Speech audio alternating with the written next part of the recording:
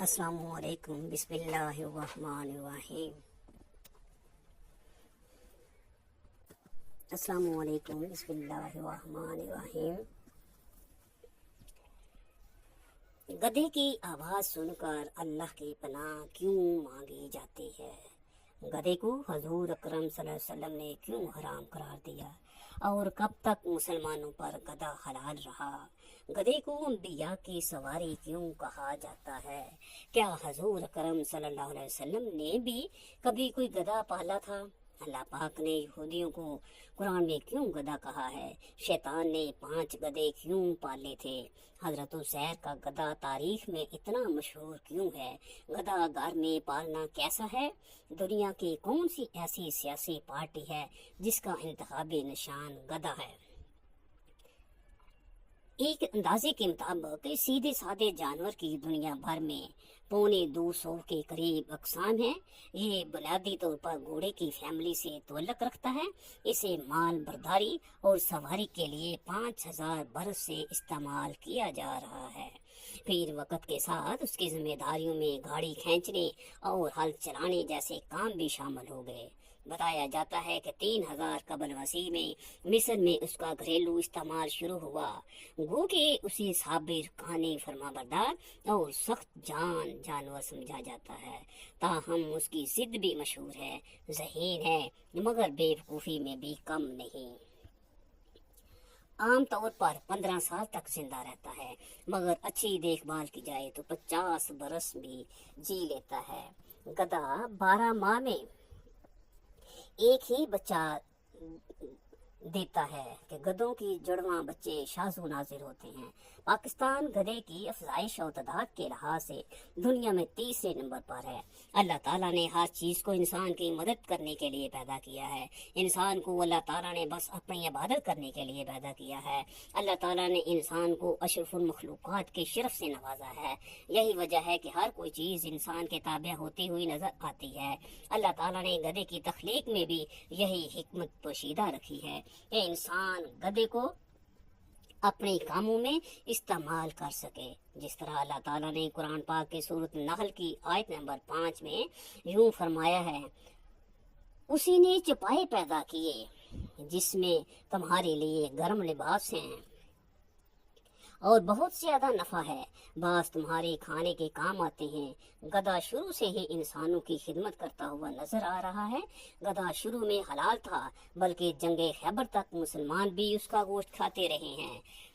یہاں یہ بات بتاتے چلیں کہ جنگلی گدھا ابھی بھی حلال ہے۔ جنگلی گدھا جسے گور خور کہتے ہیں حلال ہے۔ حدیث صحیحہ سے گھریلو گدھے کے گوشت کی حرمت واضح ہوتی ہے۔ نبی اکرم صلی اللہ علیہ وسلم نے جنگ خیبر کے مقام پر پالتو گدھے کے گوشت کو حرام قرار دیا تھا۔ ائمہ سلف و خلف اور جملہ علماء کا پالتو گدھے کی گوشت کی حرمت پر اجماع ہے۔ رسول اکرم صلی اللہ علیہ وسلم کا ارشاد ہے، حضرت ابو سالبہ رضی اللہ تعالی عنہ فرماتے ہیں کہ رسول اللہ صلی اللہ علیہ وسلم نے پالتو گدھوں کا گوشت حرام فرمایا ہے۔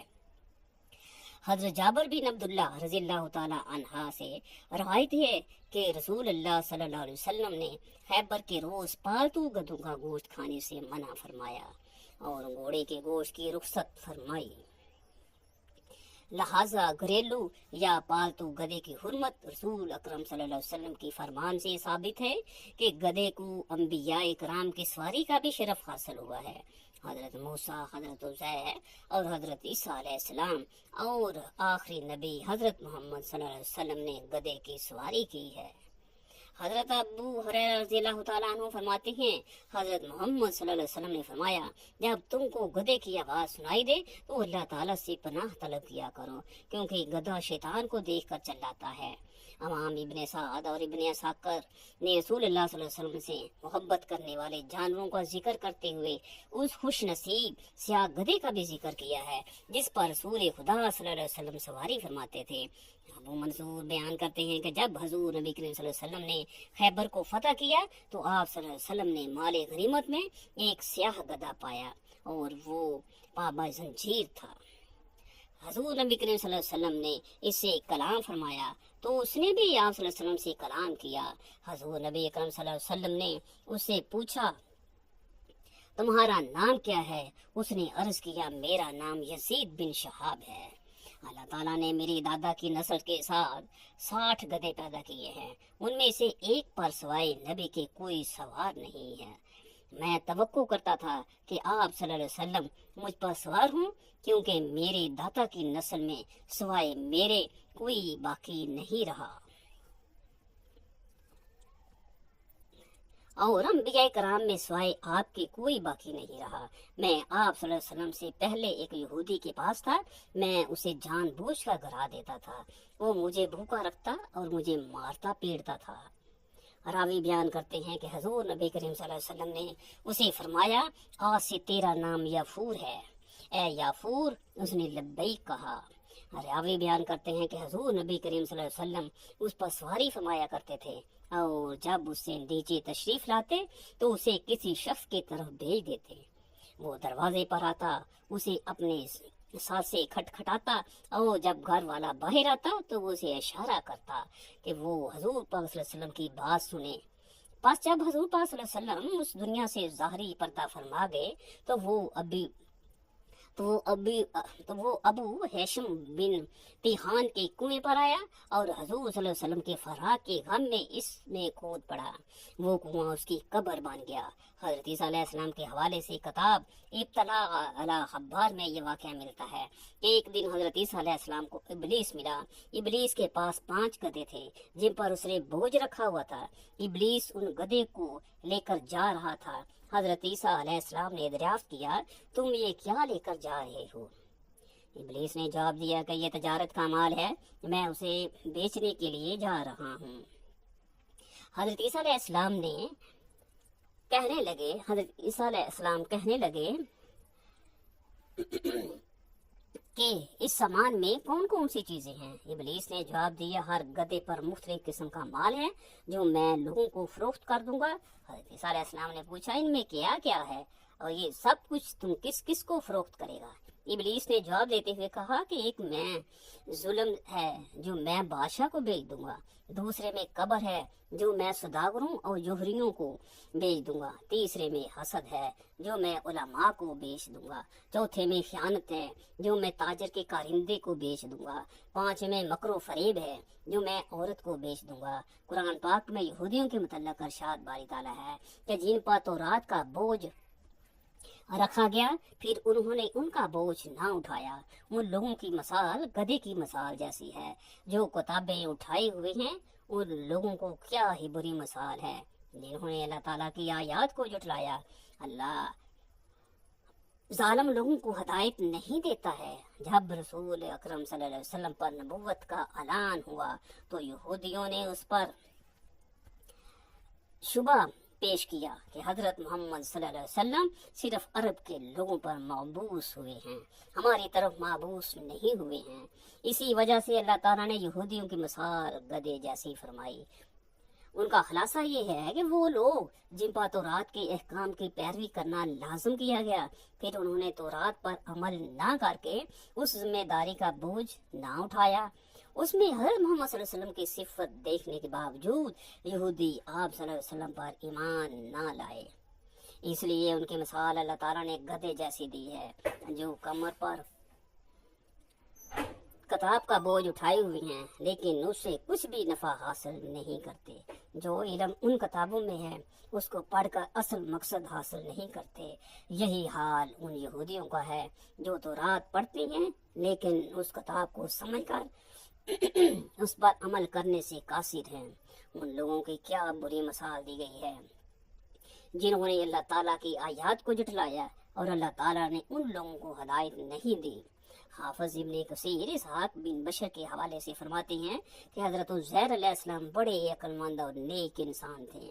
گرمیوں کے دنوں میں آپ اپنے گدھے کی سواری کرتے ہوئے زمین کی سیر کو نکلے اور سخت گرمی کی وجہ سے ایک ویران سی عمارت میں رک گئے۔ آپ علیہ السلام کے پاس 2 ٹوکرے تھے، ایک ٹوکرے میں انگور تھے اور دوسرے ٹوکرے میں انجیر تھی۔ آپ نے ایک پیالہ نکال کر اس میں انگور نچوڑ دیے، پھر ایک روٹی نکالی، آپ نے خشک روٹی کو انگور کے رس میں ڈال دیا تاکہ نرم ہو جائے۔ آپ اس روٹی کو کھا کر آرام کرنے کے لیے لیٹ گئے۔ वीरान घर की छत की तरफ नजर पड़ी तो क्या देखते हैं कि इमारत के मालिक मर चुके हैं, जिनकी हड्डियां बोसीदा हो चुकी हैं। तो आप सोचने लग गए कि अल्लाह ताला किस तरह इन लोगों को दोबारा जिंदा करेगा। आप अलैहिस्सलाम अल्लाह के सच्चे नबी थे। आपको इस बात पर शक नहीं था कि अल्लाह ताला उनको जिंदा नहीं करेगा, लेकिन आपको उनकी हालत देखकर तवज्जुब हो रहा था। जब ये अल्फाज हजरत उज़ैर अलैहिस्सलाम की ज़बान पर आए ही थे, ऐसी वक्त अल्लाह ताला ने फरिश्ते के जरिए हजरत उज़ैर अलैहिस्सलाम की रूह कब्ज़ कर ली। फिर 100 साल तक हजरत उज़ैर मौत की नींद में रहे। फिर उसके बाद उस दौरान बनी इसराइल में बेशुमार वाक़े और हादसे पेश आए। बैतुल मुक़द्दस फिर से आबाद होकर रौनकी शहर बन गया। फिर अल्लाह ताला ने दोबारा हजरत उज़ैर के जिस्म में जान डाली तो आप अलैहिस्सलाम जिंदा होकर बैठ गए। फरिश्ते ने हजरत उज़ैर अलैहिस्सलाम को फरमाया, ए उज़ैर अलैहिस्सलाम, आप यहाँ कितना अरसा रहे हो? आप अलैहिस्सलाम ने जवाब देते हुए फरमाया, 1 दिन या उससे कुछ ज्यादा वक्त हो रहा होगा कि आप सुबह आराम करने के लिए लेट गए थे। जब उठे तो सूरज गुरूब होने को था।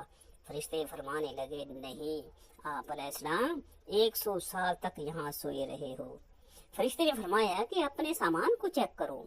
आप अलैहिस्सलाम ने अपने खाने पीने की चीजों को देखा जो वैसी की वैसी ही थी। फिर आपके दिल में ख्याल आया कि फरिश्ता गलत बयानी कर रहा होगा। फरिश्ते ने फरमाया, अगर आप अलैहिस्सलाम मेरी बताई गई मुद्दत को गलत समझ रहे हो तो अपने गधे की तरफ नजर मारो। जब आप अलैहिस्सलाम ने अपने गधे की तरफ देखा तो उसकी हड्डियां गल सड़कर बोसीदा हो गई थी। फरिश्ते ने उन हड्डियों को अल्लाह के हुक्म से कहा कि इकट्ठी हो जाओ।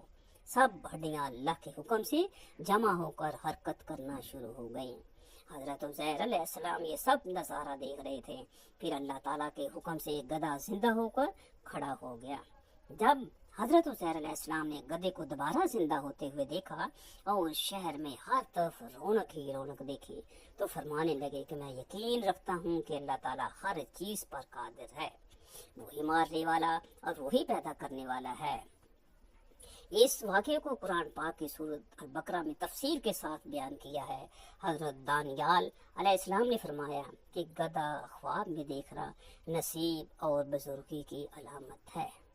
अगर वो देखता है कि कोई उसको गधा दे रहा है तो ख्वाब देखने वाले के लिए ये खबर और खुश किस्मती की अलामत समझा जाएगा और उनके सब गम दूर हो जाएंगे। अगर वो ख्वाब में ज्यादा गधों को देखता है तो उसकी दलील ये है कि वो बंदा नेक और परहेजगार है।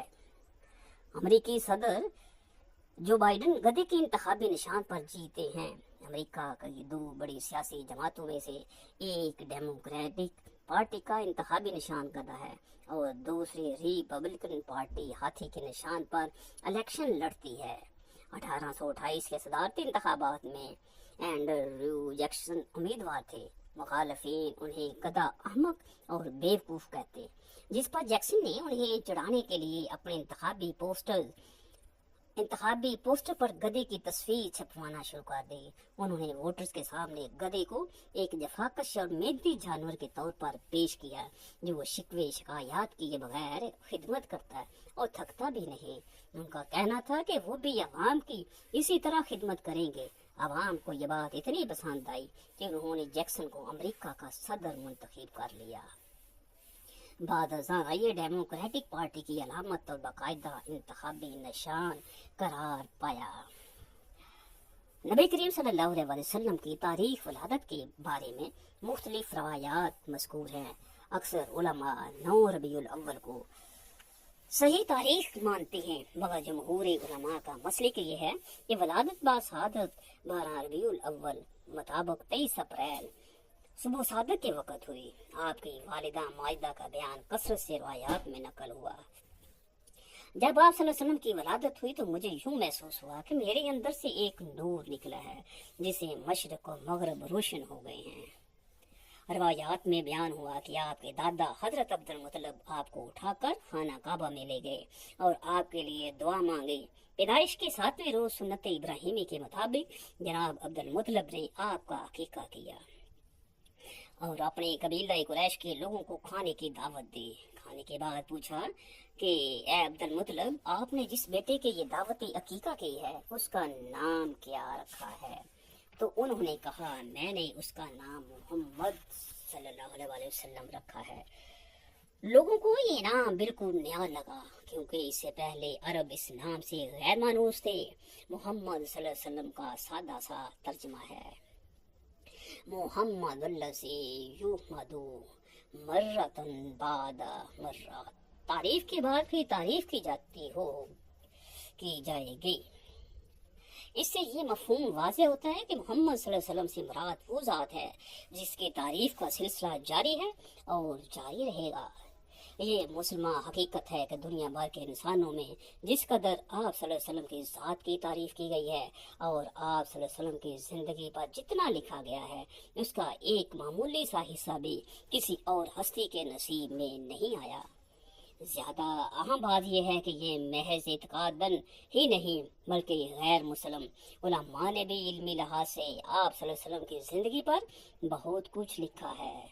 یوں آپ صلی اللہ علیہ وسلم کے نام کے لیے جناب عبد المطلب کے ذہن میں اتفاقاً محمد صلی اللہ علیہ وسلم کا آنا منشاء الہی معلوم ہوتا ہے۔ اس لحاظ سے یہ نام بذات خود ایک معجزہ ہے۔ سب سے پہلے حضرت صلی اللہ علیہ وسلم کو آپ کی فاطمہ ماجدہ نے دودھ پلایا، لیکن شرفائے مکہ میں یہ دستور